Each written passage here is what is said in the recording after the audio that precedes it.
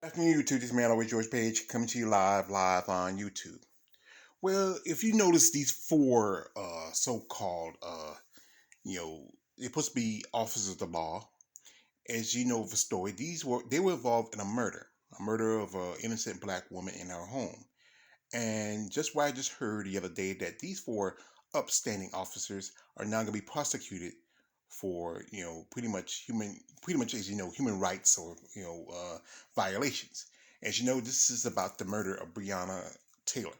As you know, it's been about 2 years since her murder, and the state of Kentucky didn't want to prosecute those four so-called upstanding officers. And she was killed in her home with a boyfriend. They were coming after a boyfriend she was with previously, so they had a what you call a no-knock warrant. So instead of just knocking the door and then like any other human being, they busted in the door, and her boyfriend had to shoot out the police. So the head of the DOJ, which is Department of Justice, he has announced that these officers will be prosecuted. Now we don't know if it's going to be anything come out of this, but it's something that's been a long time waiting. We just put the guy who killed George Floyd in prison, and the three other conspiracy cops that was with them. They just had their trial, I think, about a month ago.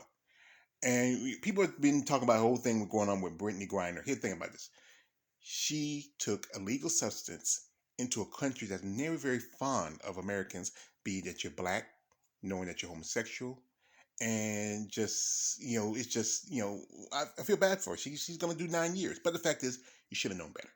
Even if it's just a vape, it's still weed, and Russia takes that seriously. But as you know, Brianna's boyfriend, he was arrested, for attempted murder. But the fact they had to let him go, the fact is, he didn't know who these people was because they wasn't smart enough to look at the warrant and get the right address. They barged in the house, and we all just about this. America's about the rights of guns, but coming to black people, it's a different situation. And and my heart goes out to the family of Breonna Taylor. I mean, to lose a daughter, she was young and she was youthful, and she was just a person that should have lived. Maybe have children to enjoy her life. And and just the investigation, it kind of dragged out for a good while because pretty much the district attorney in that county just they every so often cops are always get the little excuse. Oh, we give them like a month vacation with pay. And what about Brianna?